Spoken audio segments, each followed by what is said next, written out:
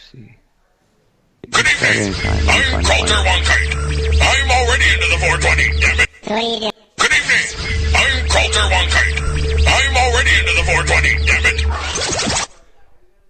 So what are you doing? Nothing. Why not?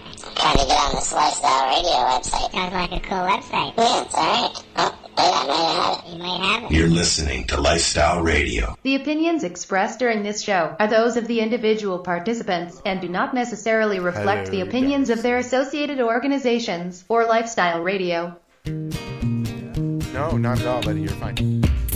I'm just doing You the like intros music, here. you like weed, Can't really well, hear we you. gonna be good friends indeed. This is how much I like more than smoking trees.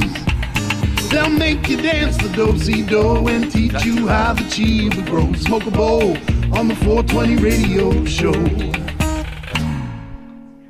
On Lifestyle Radio.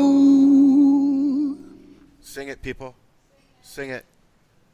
Come on, sing No, it. I forgot the words. Now you forgot I the forgot words. the words.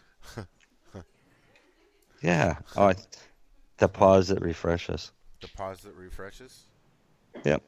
Oh, okay. What's that supposed to mean? Indica. Oh, indica. Indica. So, hi, how are you? We're here. This is the 420 Radio Show. We're live at Gunjanistas, 242 King East. See now? You see, I say it right this time, Paula. I used to say 424. And we're here with people here smoking doobies. And Kelly's here rolling for hope. And cleaning for hope. And Paula's What in the is back hope, Al? trimming her son's eyebrows. Al, Yes, ma'am. tell the people what hope is. Hope is the Hamilton opiate prevention experiment, which we are going to be launching on the 18th here in Hamilton. We're going to try and not mimic, but do something of the same sort that Neil Magnuson's doing in BC with his program.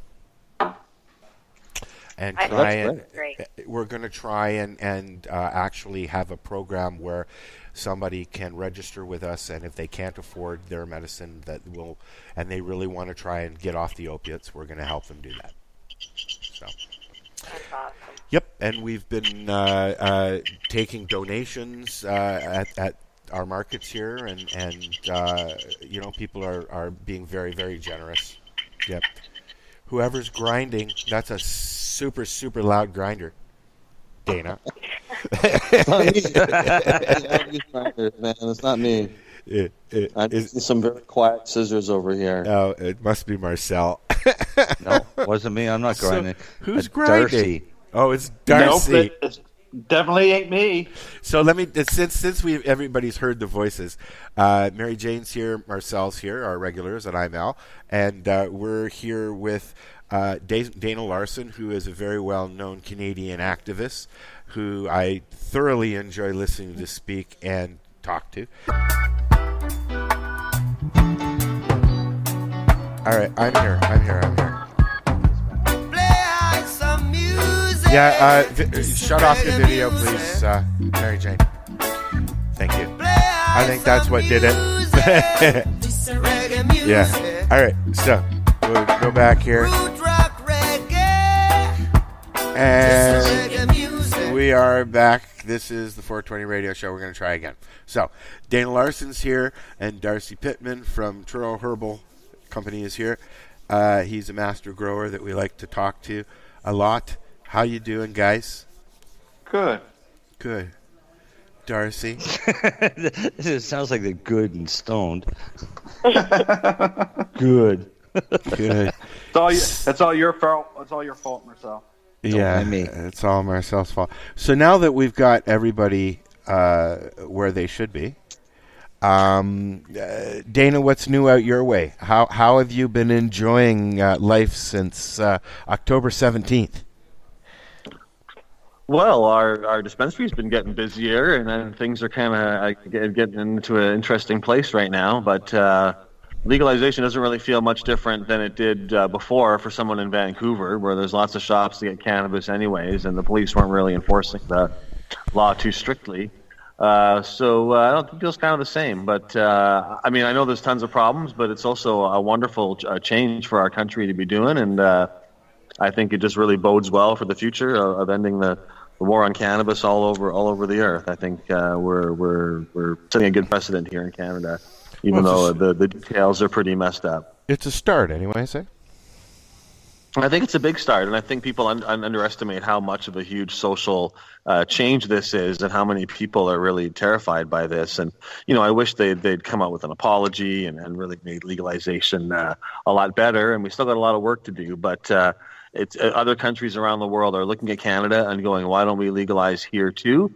And I think in many ways that's going to be the most important thing about it. This is going to spread all over the planet, and we've really helped break the ice here in Canada with that. Well, I mean, we are the first country to do it countrywide, are we not?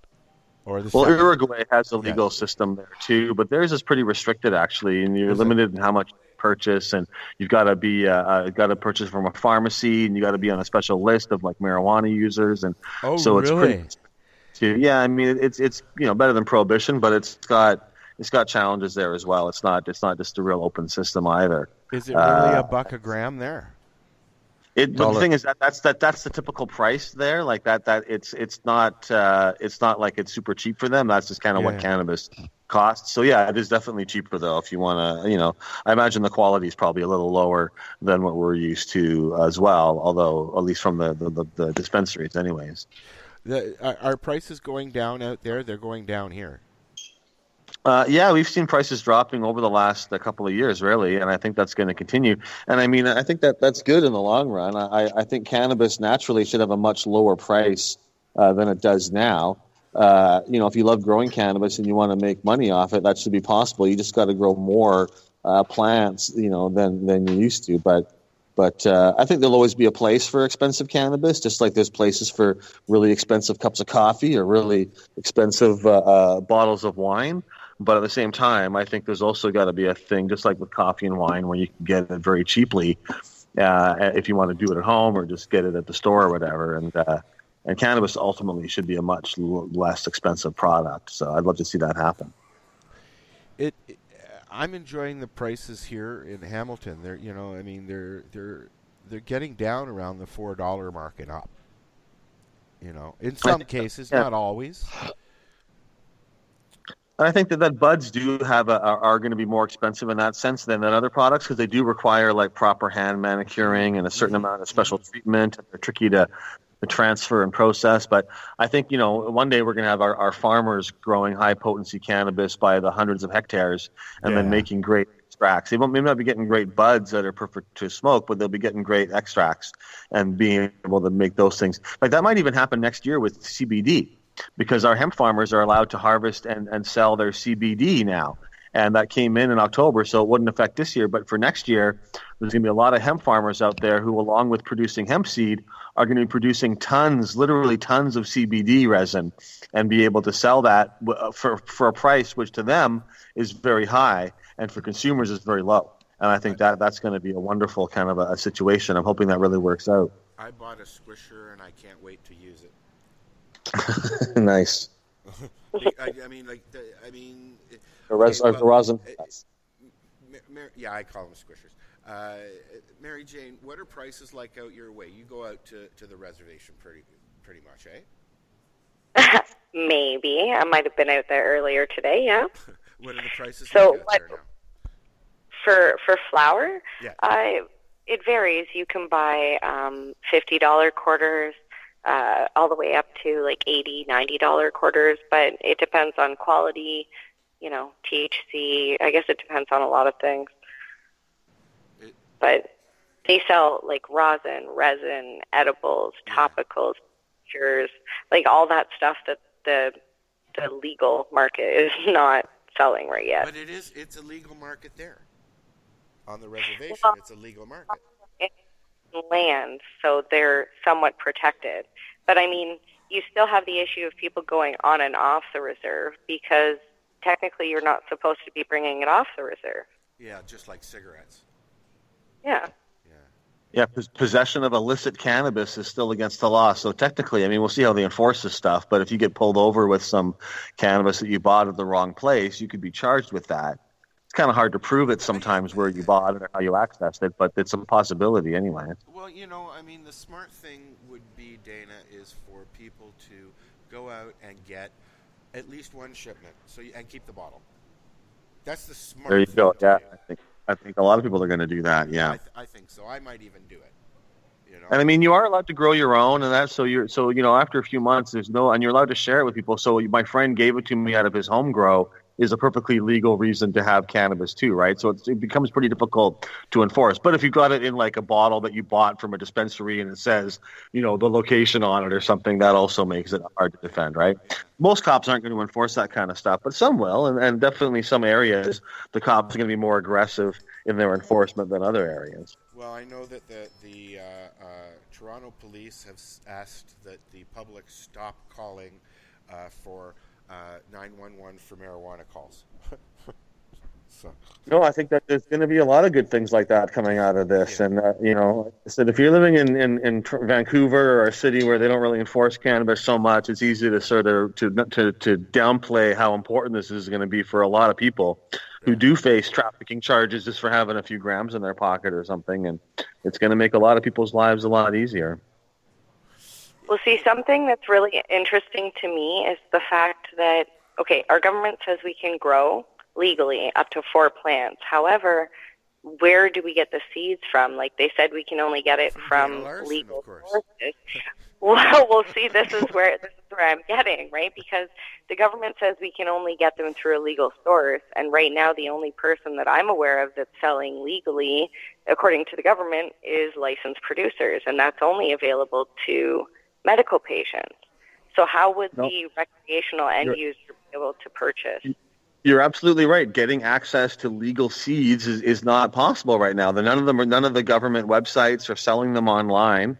And the LPs all say they're going to have seeds at some point, but they're not really highly motivated to let you grow your own. They really want you to buy their cannabis. So, and the seeds are going to be very expensive, I think, as well. And I don't know.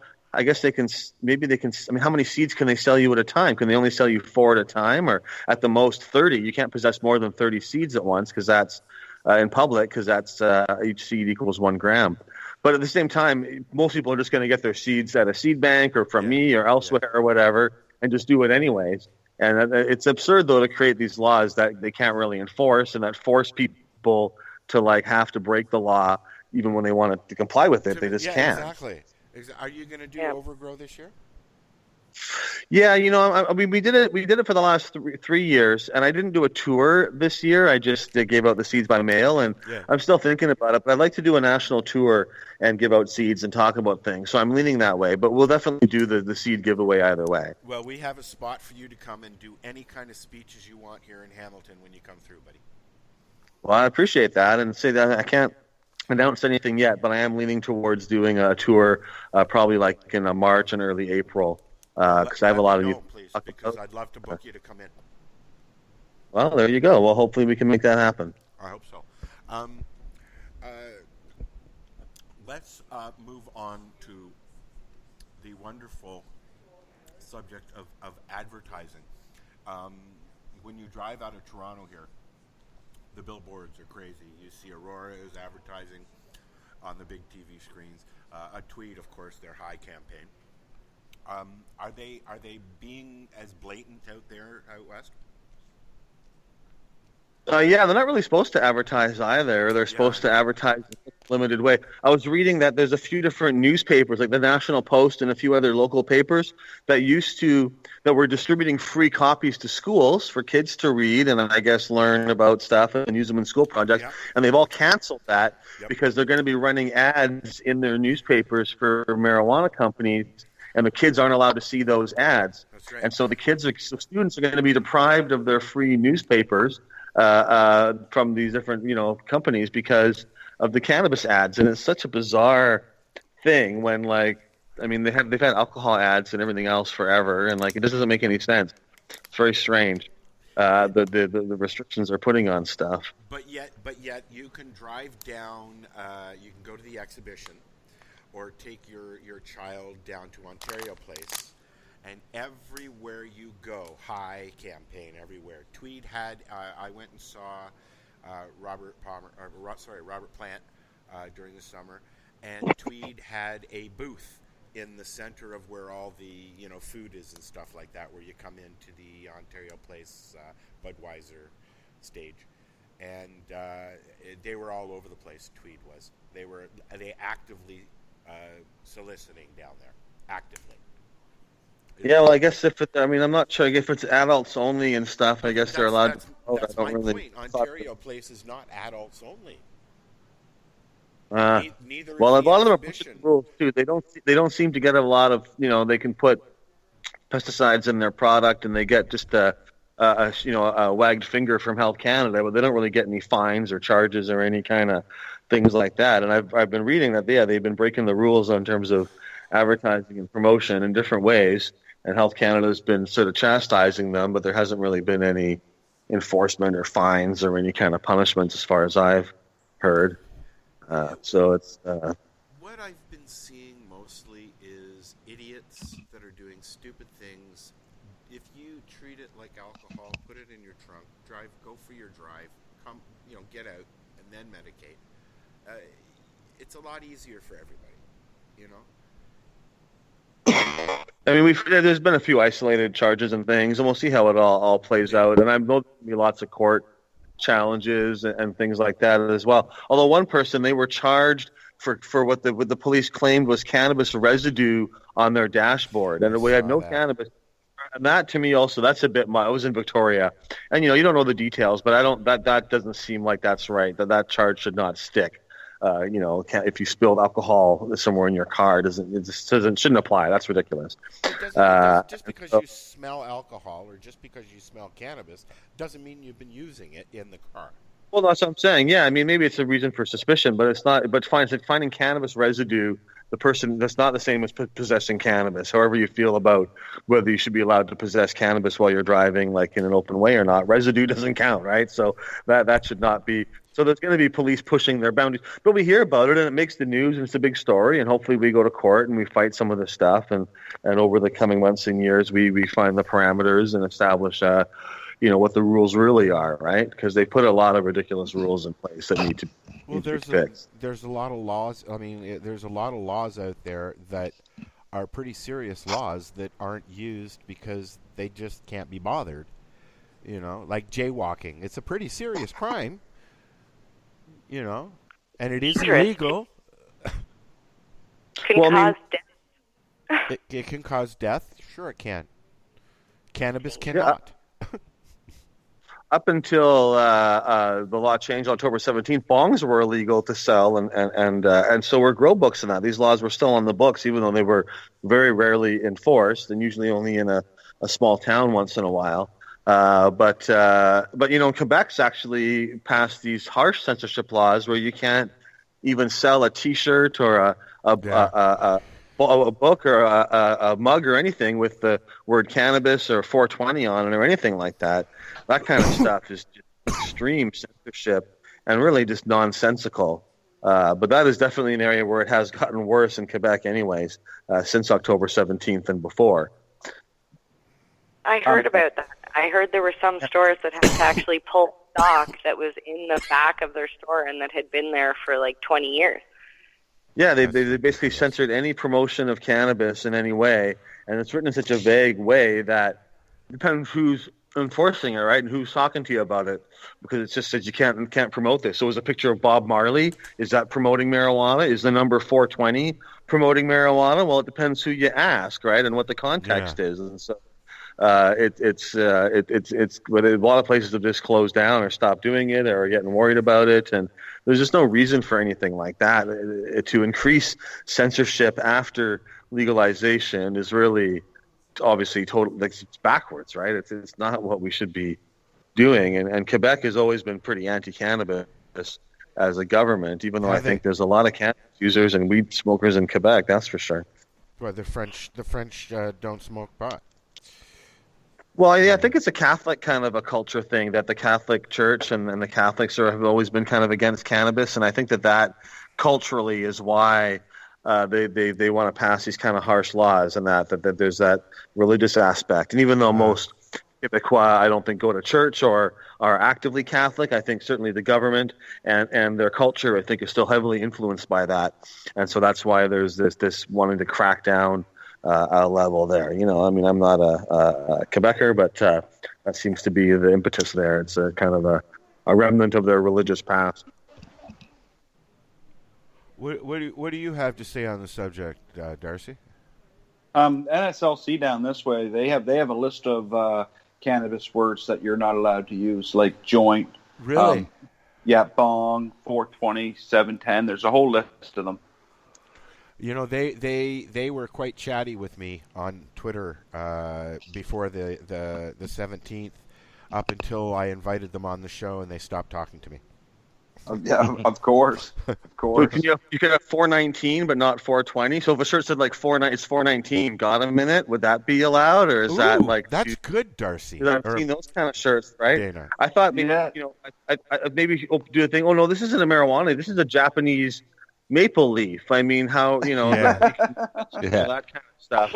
But I don't know if that's going to be successful or not. But the price of Japanese maple leaf plants, live ones, have gone up. The price of them, because I'd love to have them scattered all over the lounge here, but they're like $200 or $300 for the damn things. They're not cheap. No, they're pretty expensive. My friend Kelly used to have a rather about a 5-foot fake one, but it unfortunately became the kidney litter box, so it got thrown out. That's terrible. That is terrible. Yeah, so there's a whole list of words they have, because we're looking at putting our product in their stores if we have enough supply, because we're us at Truro Herbal Company, like I said from day one, we're supplying the medical market first. We're likely going to be one of the only licensed producers out there that are focused mainly on medical patients. You guys are not doing recreational, or you're going to be doing both? People who need it first, stoners second, as they say. Amen. That's awesome. Nice. So basically, the recreational market will get the overages. It will. We're focused on our medical patients, man. I've been an advocate for it since day one, and I'll be an advocate for it till the end of time for cannabis, man. It's a life-saving plant, and I want the people who need it to have it first. I just want to say thank you, Darcy, because as a patient, seeing the articles come out where the licensed producers are now saying, sorry, we didn't expect recreational to be as popular as it is, and we have medication. Yeah. Like, that to me is... Why not just say, we're sorry, we're stupid. It's been since day one. Oh, sorry about that. Sorry. No, I was just going to say, we've been saying since day one as a medical patient, all of us, we've all been saying, you guys are underestimating the market. There's no way you're going to be able to fill the void. We all knew there was going to be shortages. We just were taking bets on when it was going to be. The thing with what, yeah. Oh, this is it. The thing, like I say, with these big licensed producers out there, all they see is dollar signs, right? They don't see the value in it. They never seen the value in it since day one. It was always dollar signs, right? Yeah. I mean, the patients wouldn't buy their stuff, so they stored it in a vault for 18 months till legalization happened, and then they pushed it on the recreational market, and even they thought it was crap. So, I mean, what's that tell you? The government makes really bad drug dealers. Well, this is it, right? They said, "Oh, we want to be your drug dealer now," and well, guess what? You're poor at running the country, so of course you're going to be a poor drug dealer. So, I don't want their drugs. Nope. I grow my own. I've been growing my own for 17 years now, and I'll continue to grow my own. Yeah, soon you'll be doing it on a very big scale. Yeah, and I'll be able to supply patients with the same quality medicine that I smoke. Now, okay, I'm glad you brought that up. But please, you're in a wheelchair. Mm-hmm. Why don't you tell folks your story and how cannabis became your lover? Well, I was in an accident 17 years ago. I was in a forestry accident, and a tree fell on me. there's a whole story behind that. But anyways, the tree fell on me, and I ended up with a T8T9 incomplete break, which is you still have feeling. It's just I can't bear enough weight on my legs to take the weight of my upper body, to say. So so I mean, I do have a walker at home, and I do use it once in a while to stand up to relieve the pain in my legs and just to let your organs hang, because organs are meant to be hang, not sat down.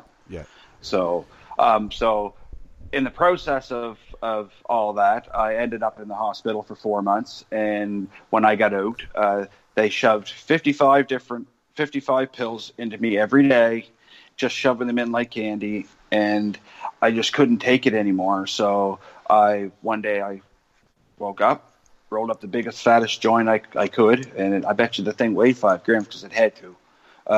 And I lit it up and I smoked it, and I was stoned. But I didn't care.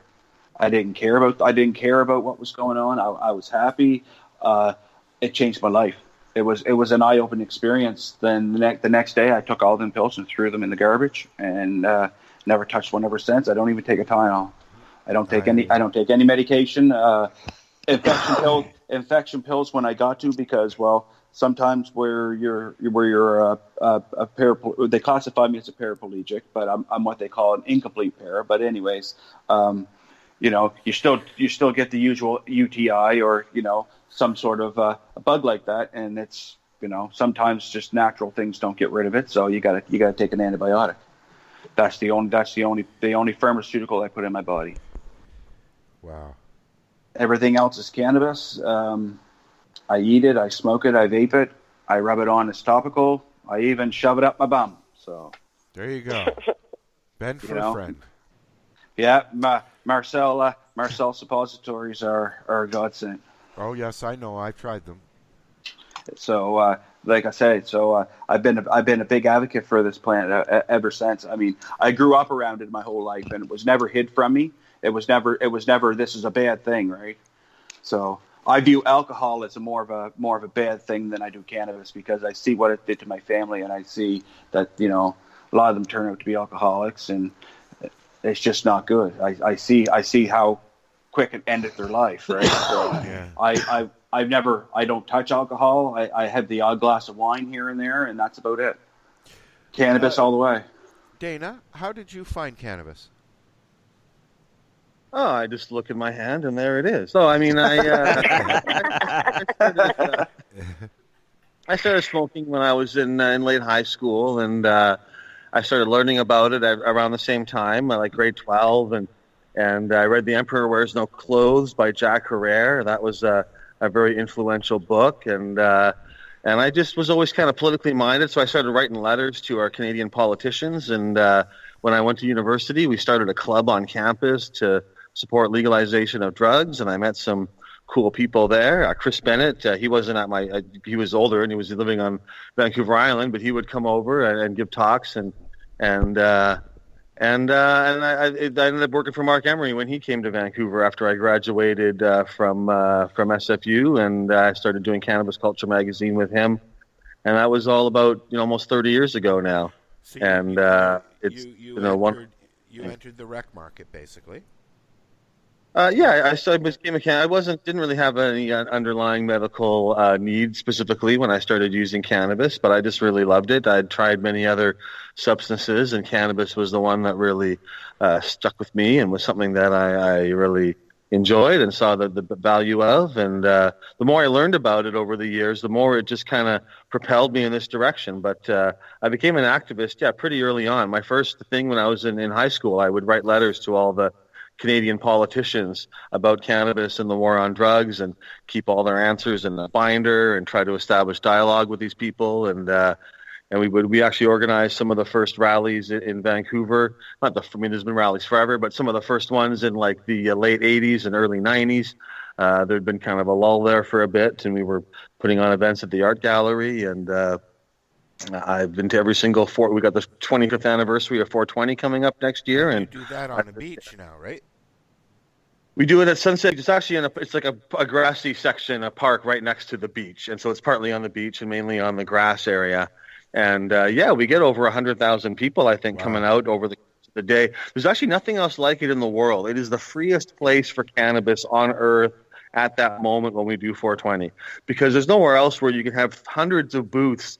We'll have 300 or 400 booths now, almost all selling cannabis products, extracts, dabs, edibles, cannabis of all kinds. And now there's a lot of other booths that sell other things and that. But it's there's nowhere else that has this kind of one-day farmers market, full-on cannabis sales just like that, openly like that. And so it's a really unique experience and something that has really grown. We've been doing it at the Sunset Beach location in Vancouver for the last 3 years.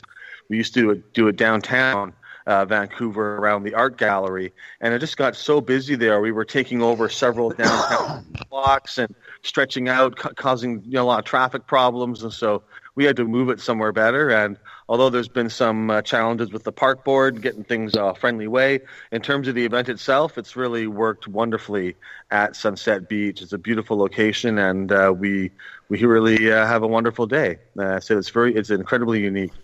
There's not usually any issues or anything. I mean, I've never been, but I mean, I know what's going on. Obviously, I see everything being posted about it, and I haven't really heard of that. There's been many incidents like at any of them, really.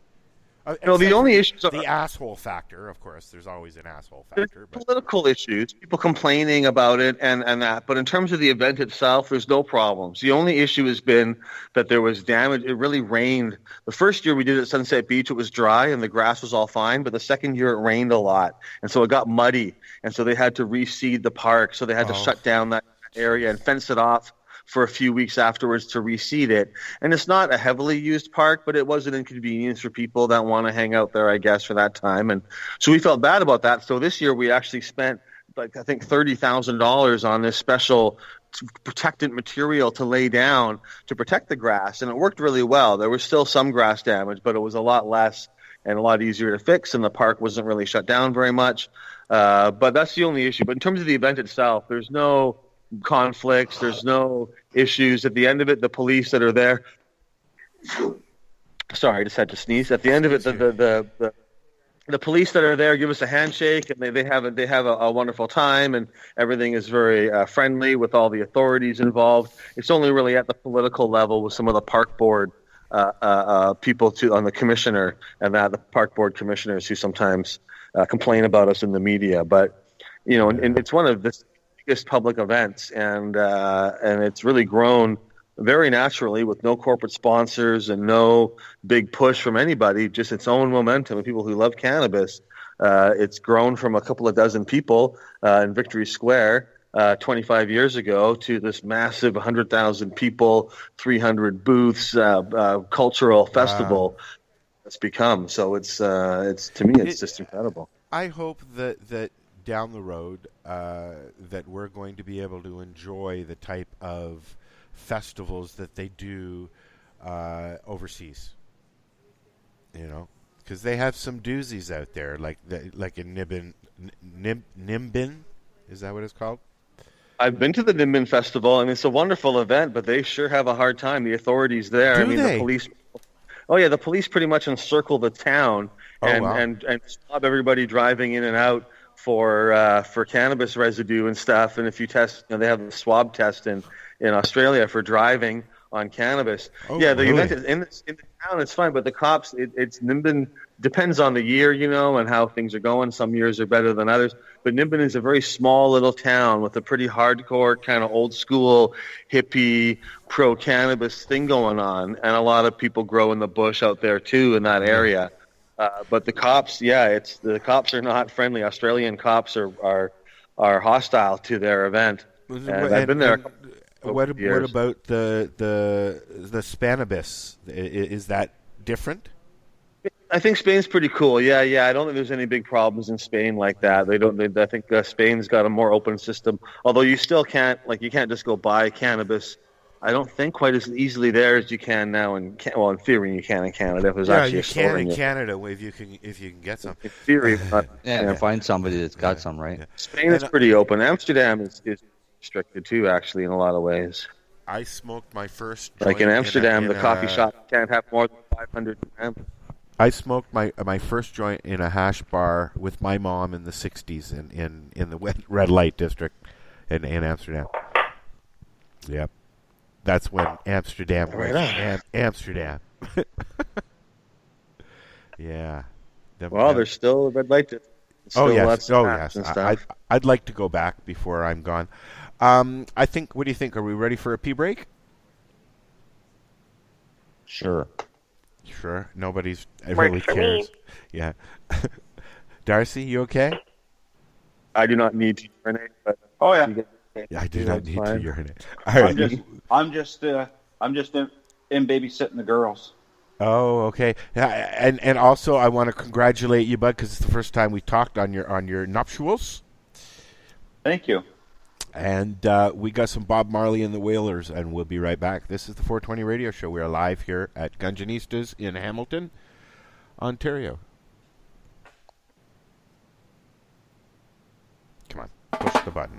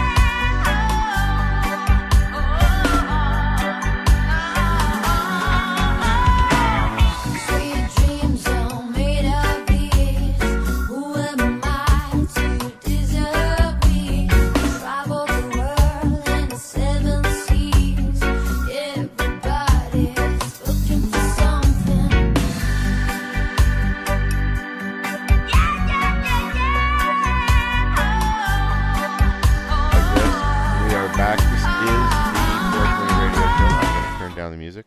And there goes the music. We are chatting with Dana Larson and Darcy Pittman. And where were we? We were. Oh, you want to talk about what you were talking about, Mary Jane, on the air? Rolling joints and. No, I don't know. I was passing the time talking about microdosing with psilocybin and different uses that you could use it for. I've been microdosing. I think microdosing is going to be a very big thing, and I think that the psychedelics or entheogens are kind of in the same place now that marijuana was maybe 15, 20 years ago in terms of there's people that know about it, but it hasn't really broken through to the mainstream yet. There's court cases and challenges that are starting up, people trying to get Section 56 exemptions for this. It's the next fight, isn't it? And I think and all the reasons that apply to cannabis apply to them. And I think it'll be the same kind of thing where they'll be sort of medicalized. So you'll be, instead of seeing MDMA as something that a raver takes to get high and have a good time, you'll see it as something that someone with PTSD takes to deal with their therapy. And so the same way that cannabis went from being seen as a hedonistic drug to being seen as a valuable medicinal product and then kind of legalized for everybody eventually, I think these substances will go through the same thing, and I want to help make that process happen. I think that it's a good start. People need these entheogens. They're really good for dealing with trauma. They're good for mental health, and microdosing especially is so incredibly safe with such very minimal risks and such broad benefits that I think anybody should be able to get microdoses anywhere as an adult. Maybe to get full-on experiences, you should get some kind of guidance or some kind of assurity that you're going to do it in the right way. But microdosing, I think, is definitely going to be very, very popular soon. Do you think it's the next fight? Absolutely, yeah. And I think that the tactics we used with dispensaries of kind of having a civil disobedience, but in sort of a medical kind of way, and open that up, I expect that's going to be the next wave. For psychedelics and entheogens and other things, it's going to be through that same kind of medical dispensary model. And there's sort of court cases going on that will provide legal cover for that kind of stuff and saying people have a right to this and the government's not providing it, so therefore the dispensary is allowed to exist. And I bet within a year or two there's going to be a lot of microdose dispensaries across Canada, and hopefully I'm one of them. I think that'd be great. I definitely think it's the next step as well. I mean, as an adult, there's nothing wrong with it, and there's a lot of medical benefits too. So how do you, Dana mentioned. So what do you think about selling? I think adults should be able to buy mushrooms and LSD and MDMA if they want to, and certainly I've had some positive experiences and all those kind of things, but there should be some kind of rules or structure around that, And I know if we say, we're going to legalize mushrooms, they'll be thinking, everyone's going to be driving high on mushrooms all the time, and we need some kind of blood test for psilocybe levels before we could legalize mushrooms so that nobody's driving high and stuff. But I don't think people would all start taking magic mushrooms and then driving, and I think people wouldn't do that. But what do you think if we just legalized mushrooms in Canada? How would we do that? Should we just make them available for sale for everybody? You want to buy some LSD? Just go and get some? How would that work? Because I think that would probably be a good idea. It would be a good idea, but as much as you'd like to think that people wouldn't do that, there are people that would do that. Fair enough. Well, some people definitely would, I think, but it would be, would it be, does that mean is prohibition better because of that, or is there ways of dealing with that? People can take pharmaceutical drugs and drive as well, and people can just be too tired and drive, or be texting and driving, but we don't ban cell phones because people can text and drive, but we make rules around it, and we should have rules. I'm not sure. I think if you're going to take a psychedelic or something, someone should give you a talk. You shouldn't maybe just be able to go in and get it. Maybe you need a license or something. You got a driver's license. Maybe you get a psychedelic license. A license to get psychedelia. To be able to buy it and use it. You've got to be able to just answer some questions and show that you're a responsible user, and then you get permission to go. And I don't know if that's the right idea or not. I'm just kind of brainstorming, but I do think there should be some kind of instruction manual or something, because you can have bad experiences on psychedelics, and especially on potent ones. And I think having some kind of like at least like a little thing, what to expect or what, how to maximize this or something. But I don't know. I think that might be an interesting way of going about it. You got a very valid point there, because not everyone can go to the jungle and take ayahuasca.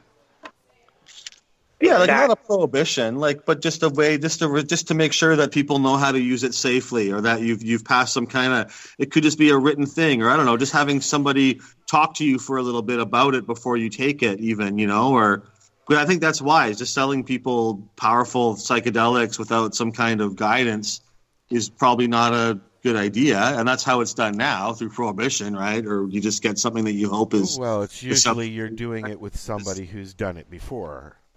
Or you're doing it, if you're doing it ceremonially or something. But I mean, also the first time I did acid, we just bought it off some guy, my friend and I, and took squares, and we didn't, we'd read about it, but we didn't have an elder telling us like some advice on, hey, when I took it, I did this and that. And now there's the internet, so there's more knowledge available than when I was first experimenting with these things. But first time we drank, we went out and my buddy broke his nose at the park. I mean, it happens, right? You're growing up. Hey, yeah, for sure, yeah. First time I took LSD, I met my wife. That's a trip. That was quote. She said, and I quote, "I never want to see you again." It was awesome. And how long ago was that? 12 years ago. Wow. Yeah. And then he started stalking her. No. So it was going to boil down to she had to go out with him or get a restraining order. So what? Marriage since cheaper? Yeah, marriage was cheaper. Yeah. I had a guy that worked for me that he got married because marriage was cheaper than writing a new will. Oh my. Yeah. On that note, so Dana, let's get back to Dana here. What have you got coming up in the near future that you can tell us about?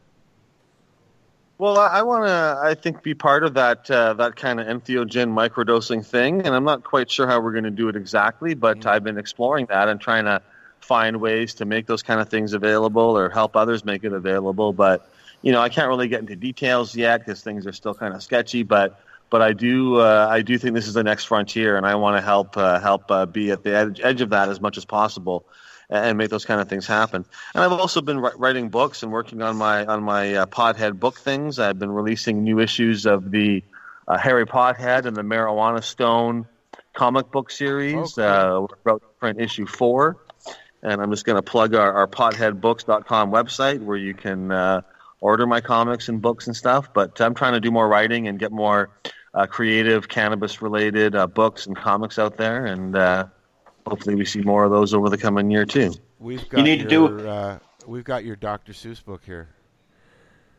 Yeah, I'm going to do a little video version of that. I think it should be out in a couple of months, put online and have some fun with that, and that kind of thing. I got a copy in the Karma Cup kit, and I brought it here to I donated it to the lounge here for people to look at. That's definitely the most popular book of any of the stuff that I've done, and it, the art really makes a lot of it, and I'm always happy people like it. I took that to South America, and people who had no idea who Dr. Seuss is have never seen Green Eggs and Ham, and so it's neat seeing people like that take a look at it because it means nothing to them. Like everybody here, it's a parody.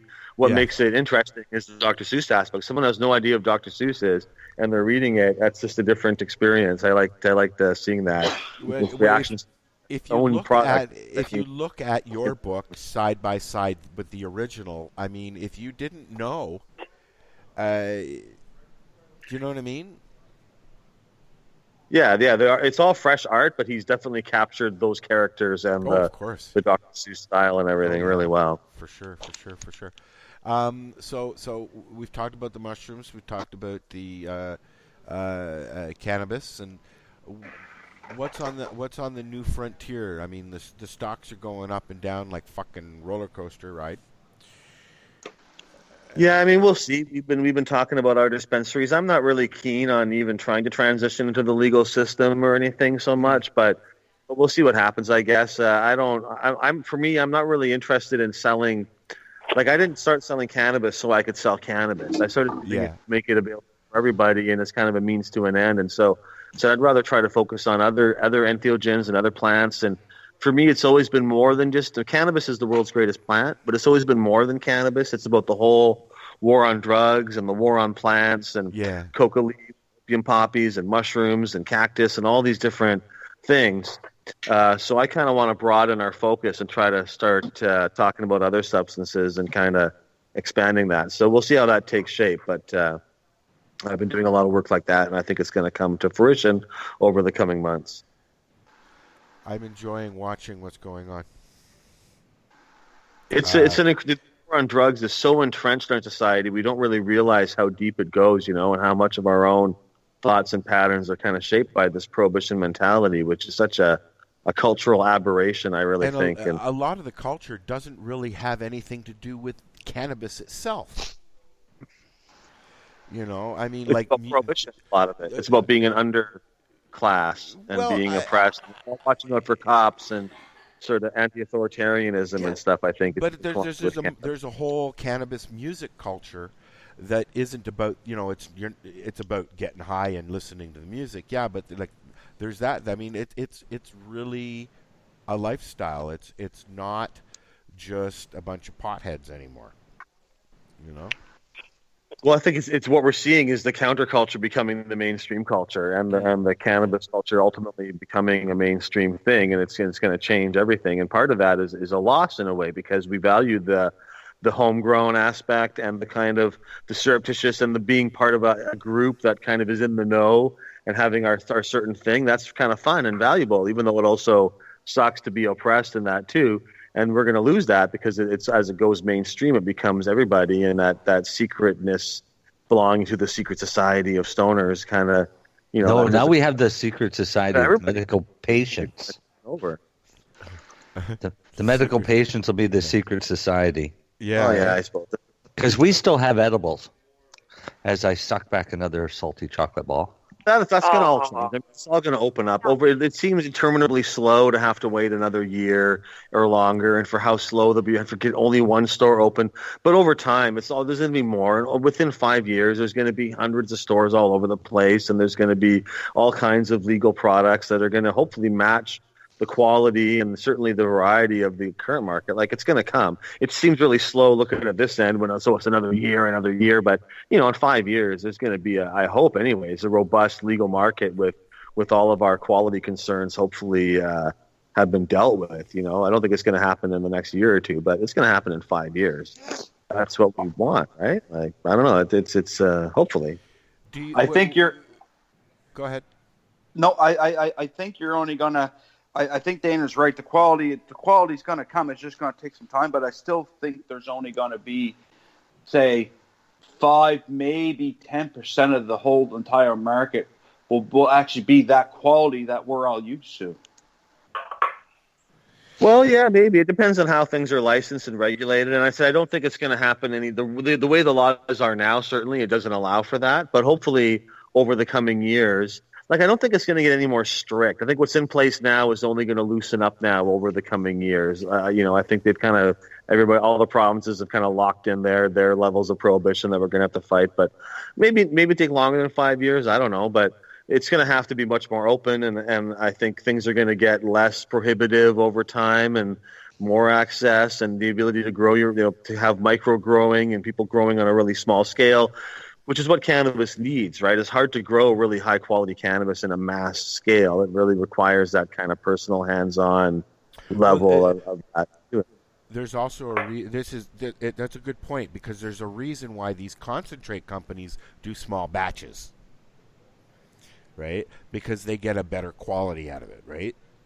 There's also, there's also different markets, just like with wine and other things. There'll be different markets, I think, that people like us who are part of the culture and who have experienced a lot of good cannabis and who use a lot of cannabis, you care a lot more.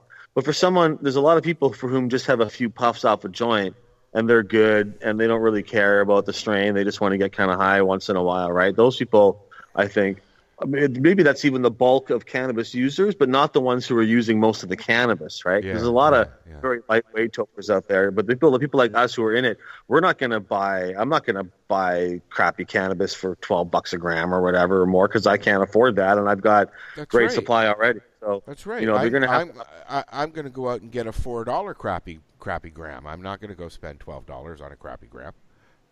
Yeah, or you're going to get a good gram for that money. Or you're going to know how that thing is going to be robust. They've got to really outcompete it ultimately. But I do think it's going to, I think hopefully this is what we want it to be normalized. And I really expect at some point there's going to be like too much cannabis, like not for my taste, but there's going to be a lot. It's going to be a glut where they're going to, right now it's a shortage, but it's not really that hard to produce a lot of cannabis anyways. Maybe not a lot of great cannabis, but it's happening in Oregon where a lot of the prices are really dropping quite substantially in the wholesale market. Not just Oregon, it happened in Washington too. They both went through the same thing where their prices were going down to like $40 an ounce because they had such a glut from the outdoor crop last year. I'd do a $40 ounce in a second. I think that's actually good. Like, I know some people make a living off of cannabis and they don't want the price to go down, but for every person selling it for a high price, someone else is having to like scrape together their pennies to pay that high price. So hopefully people who love growing can just grow more. Maybe they don't make so much per plant, but they can, do a bigger, freer crop. Speaking of growing, Mary Jane just sent me an article, and the title is Ontario Cannabis Store Blames Growers Label Snafu for New Delivery Delays. Oh. Well, I know they were having troubles with their tax stamp labels they have to put on them, that there wasn't enough glue or something, and that there was problems getting these things. And they're going to put them all on by hand, right? They don't really have a machine for that. So it's a lot of people finicking around with these labels and putting all these tax stamp labels on all the jars that I think has been the problem. And I guess they're blaming that. But that sounds like no. The problem is Health Canada didn't approve enough growers to be able to be ready for this. And not just that, Marcel. Everyone's got to forget. Tweed, Aurora. Oh, sorry, I shouldn't use any names. But anyways, Tweed and Aurora and all these big LPs. I don't care now because I just got thinking about this. They're sending a lot of their product out of country. Oh yeah, yeah. I don't want to get into percentages, but I bet you close to half of their product is going out of country. Yeah. Because that's the export agreements they made. So they've got to keep up with that. Exactly, because they're getting more money. They didn't know when all this was going to happen, so they have to keep business as usual. So they've set up other deals, and now they've cut us out of the, Right. But Health Canada knew this was going to happen. Of course they did. They all knew they were not going to. Well, but they didn't have any choice, right? I mean, they open up with what they got, and if they don't have enough, well, we'll get more later and that. But they should have licensed more people in advance, absolutely, and given out a lot more permits. They licensed what? Probably 25 since they announced that they were going to legalize it. There was 35 companies that was left to be licensed that were under the ACMPR, the old system, prior to legalization. After legalization, now there's 8 companies left that they're trying to figure out what to do with, and we're one of them. We're all in the late stages of our evidence package, and they're just trying to figure out, what do we do? Do we license you as an ACMPR and then convert you over to the CTLS? Or do we license you as the CTLS and tell you, go do all this paperwork first and then come back to us? Yeah. Yeah.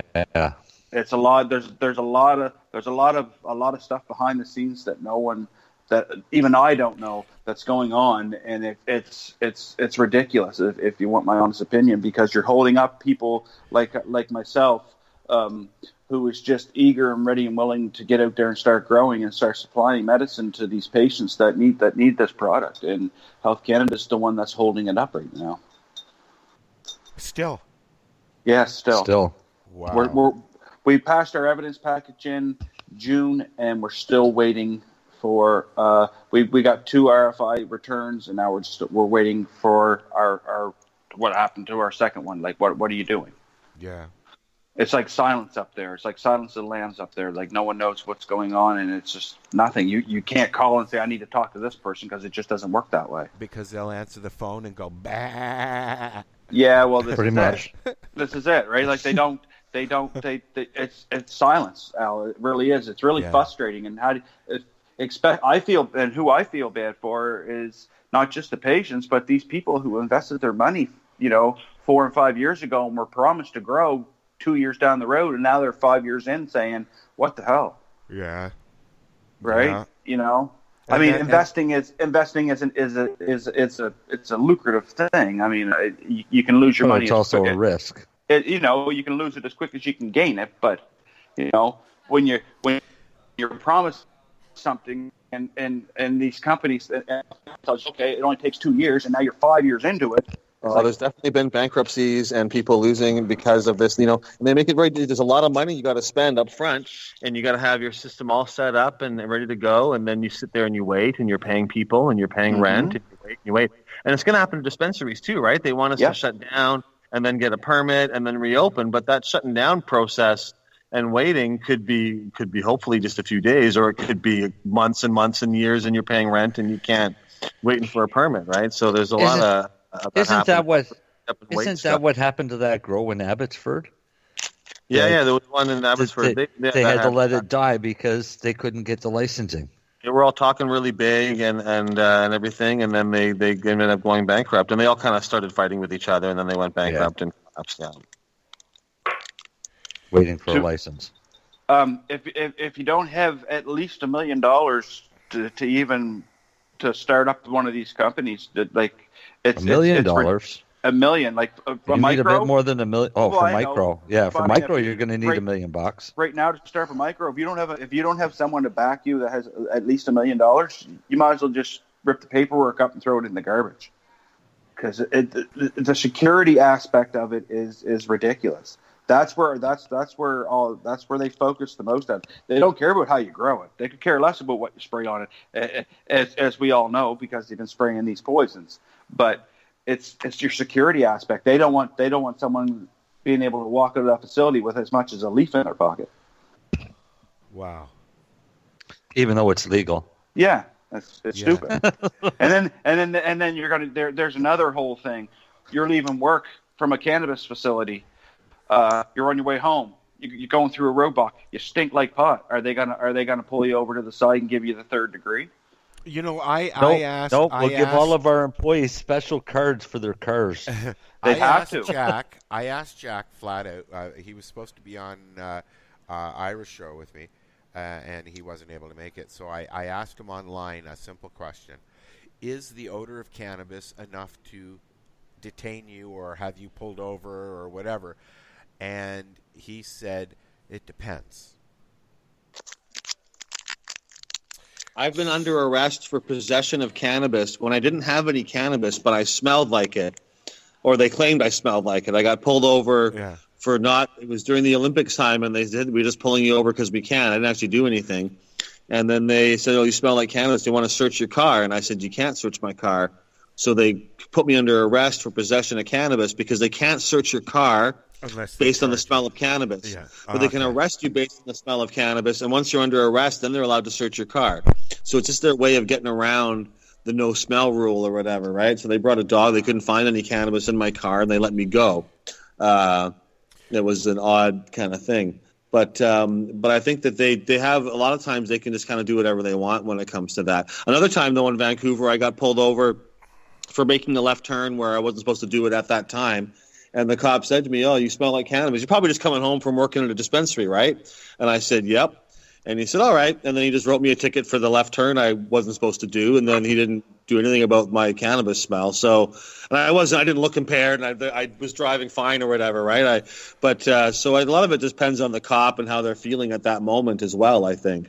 Yeah, that's true too. If he's having a bad day, well, he's going to take it out on every person he stops. So, yeah, I think that a lot of these tests, I'm all for the I'm all for the impairment test for roadside, actually testing for impairment and not for what's in your body. But I've done that roadside impairment test twice, and the results I got were basically seemed to be based on the attitude of the police officer and not on my ability to perform the test. And I think that's probably, they should have to videotape it. So if you wanted to challenge it, it should be like something that's more scientifically based in terms of whether you're able to perform it or not. And there's also problems because sometimes people have got, they're old or they've got a health issue, so they can't stand on one leg for a long time. But that doesn't mean they can't drive properly. It just means they can't stand on one leg, right? So it's not a perfect test either. I couldn't. Marcel, do you think that you could do a roadside test? Nope. No, I have MS. I have MS, but I was told that they treat patients differently. Yeah, well, that was from the drug recognition officer says that, we have different tests that we would use for patients. But this was after I talked to him for an hour, and he didn't realize that I used near the amount of cannabis I use. In his mind, I would be totally impaired. But talking to me, he couldn't tell. I wonder if he make me wheel a straight line. It should be like a drug recognition expert. It should be an impairment expert. They shouldn't be trying to recognize if you're on drugs or not, because that's not the question. It should be whether or not you're impaired. So one of the tests or one of the things on their list is to check your muscle tone and to check if you've got injection marks on you. Well, yeah, if someone's got injection marks, that helps you identify what kind of drug they might be using, but doesn't tell you anything about their current state of impairment or not, right? So their test is not always actually based on impairment. Or even when they're looking at your eyeballs, they want to see if your eyeballs are going to jiggle when you look to the side or something. It's like, that's not like walking a straight line, touching your nose. Those things to me seem like it's about coordination, right? But if your eyeballs jiggle or not, or if you've got weird muscle tone, that's got nothing to do with your driving ability. Like, that shouldn't be even part of the test, right? It should be an impairment test, not a drug test. Yeah, exactly. The long and the short of it is it's to protect the driver and the public, but, I mean, that doesn't necessarily prove anything, does it, when they run these tests? Well, cannabis can be impairing. You can absolutely be impaired by cannabis if you're a novice user. If you eat too much of it, but for most people, the way they use it, it's not impairing. Or if it is impairing, it's much less impairing than legal amounts of alcohol are. Yeah, so it's it's when you've gone to pick up your pot, weed, cannabis, marijuana, whatever you want to call it, put it in the back or put it where you ganja. Yeah, I forgot Cheaper. that one. What I'm seeing is people who are getting charged with cannabis offenses are being charged with it being too close to them, same as alcohol. Okay? So if you're driving around with an open case of beer in the backseat of your car and a cop pulls you over, you're going to get charged with impaired driving. Or you're going to get questioned. You can have closed. Can you have closed bottles of alcohol in your car? Sure, as long as it's not open. And it can't be. All right. So what's open? I mean, it's a joint. How do you have it? Like, if it's a lit joint, that's open. But if it's not a lit joint, then that's closed, right? But yeah, they made it more strict with. Yeah, in the cannabis sense, put it in my trunk is not the worst. It has to be where the driver can't get it. Not accessible to the driver, or preferably passenger. Locked, or passenger, preferably locked up in either the glove box or the trunk, which I have a hard time understanding of how am I supposed to roll joints while we're driving. Yeah, exactly. If the glove box is accessible to the driver, though, so if you're if you're taking a locked glove box. Well, doesn't the driver have the key? Yeah, but he's not going to take the key out when he's driving. I would hope that would be obstruction, obstructed driving. Well, if you're in a motorcycle, you've got to have it in a locked box on your motorcycle.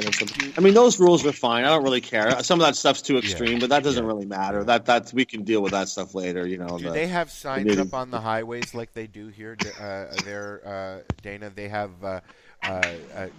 "Please don't drive high" signs, and then a big pot leaf with the big thing through it, and your keys. Oh, really? Oh, yeah. All over the highways, they have that now here. Got to spend that tax money somewhere. Yep. Yep, right and that billboard is right beside it too. So you'll see don't drink and smoke, and then hey, let's go to Tweed. Let's go to Tweed. So, I wanted to make sure that we gave you a few minutes to plug, and then I think we're going to wrap it up because it's already 8:30. Well, I plugged my books at potbooks.com. Our dispensary does mail order across Canada, cannabisdispensary.ca, and we're still in business and planning on staying in business for the next as long as we can. So if you need cannabis, you can contact us there. And all my stuff's at danalarson.com, all my other links and things. I've got a cannabis cream company, mjcreams.ca. You can get topical cannabis products, and we got a cool sex lube that will get your junk high. And so there's all kinds of cool stuff going on there. Hi, John. And on that note. Darcy, you guys are still waiting. Where can people find out information about THC? You can find us at churlherbal.ca. We are still waiting. Hopefully next week, as we say every week when we leave the office on Friday. Hopefully next week. Other than that, I'd just like to say that we are a patient-run company, patients for patients, and like I said, we supply patients first, stoners second. Right on. What do you got coming up this week, Mary Jane? Anything fun? Oh, absolutely. I'm going to go visit Marcel on the East Coast. I have a few stores out there I'm going to go visit as part of my tour. Does that mean that you're going to be there doing the show on the Friday? No, I'm actually going to be doing the show from the airport on Friday. That'll be interesting. Somebody's choking. Is everybody okay? It was me. Darcy gave me hash. I'm dying on it. Is it good? It is. MJ, if you're down this way, if you're going to Halifax, you got to right by Truro. You can't stop and have a puff. Oh, I'll definitely stop by. Not a problem. Dana, thank you very much. It's always a pleasure talking to you, sir. Hey, thanks for having me. That was lots of fun. We'll do it again soon. I like to keep up with what's going on in the East Coast or in the West Coast because we always hear about what's going on out in the East Coast. Well, there's lots going on out here, so I'm always happy to fill you in whenever you want to chat. Awesome. Thank you very much. We're going to say goodnight, and I can't remember who we've got next week, but I'm sure it'll be somebody. I don't think we have anybody booked yet for next week, so no. If anybody wants to come and talk to us, it's fun. You see, you just heard Dana say that. All right, this is the 420 Radio Show. We are live here at Gungeonistas in Hamilton, Ontario. We'll be back next week at 7. Tune in at lifestyleradio.net and 420radio.ca. Thanks, guys. Have a good one. Peace out. Peace, love, hippie shit, and all that other stuff. Hippie tits. Hippie Peace, tits. love, and hippie tits. I'm Matt. Hippie tits. Good night, guys. Night. See? That was that hash. This is Chong, and you're listening to Lifestyle Radio. What is it? Lifestyle Radio. Say it one more time. 420 Radio? Ooh. Hang up and try again.